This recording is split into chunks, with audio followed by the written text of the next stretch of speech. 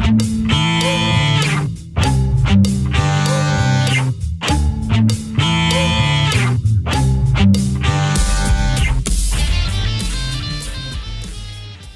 everybody, Mike McWilliams, Upstairs to the Right Music Channel. Thank you so much for taking the time to join in.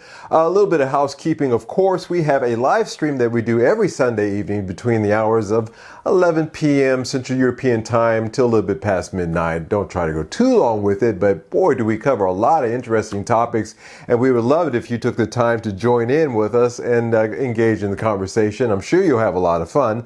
So again, Sunday at Mike's is a live stream every Sunday night, 11 p.m. Central European Time. Please join in wherever that finds you in your part of the world, morning, afternoon, or evening. Okay, so getting started here, it's no big mystery that one of the big controversies out there on forums and on YouTube right now is Waves changing their model from a perpetual license to a subscription service. Now, of course, I won't get into the definitions of what a perpetual license meant. It's unfortunate that this has occurred. That they've chosen to go this route, but this is the route of things to come. You will be, by 2030, according to the World Economic Forum, be living in the world where you own nothing and be happy about it. No house, no car, obviously no plugins.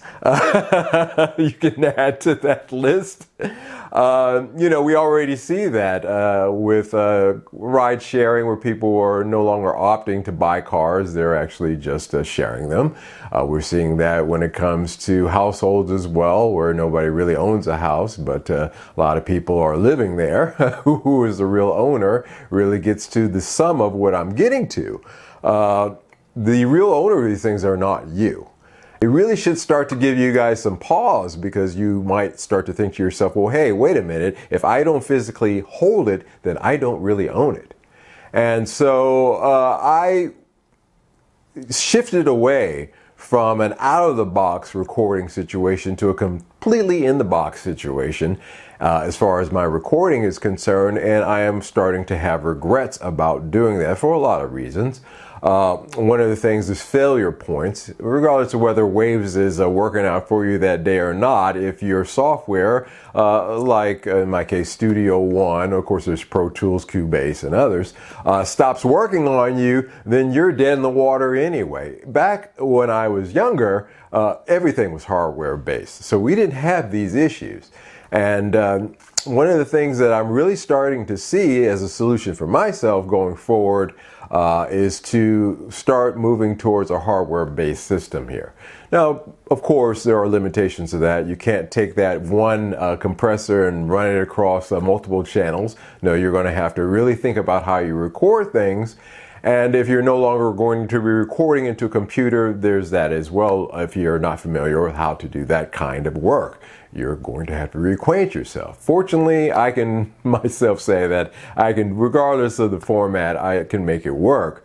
But that's just me. For you out there who are a lot younger and are guiding a serious path in the music business, and you haven't done so already, if you've been investing a lot of your money into software, I think that you should start allocating a lot of your budget into hardware and start moving away from those software. A lot of recreations of famous devices that I used to use in the studios available now in hardware versions as well. Some of them actually even more sophisticated and do far more. So yeah, I'm moving away from a software-based model. I've already done that as far as my pedals are concerned. If you've noticed, I never bought a Quad Cortex.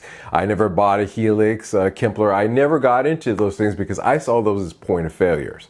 If something happens to that unit inside its software or electronics, then it's completely useless. It is a bread box. It's a paperweight.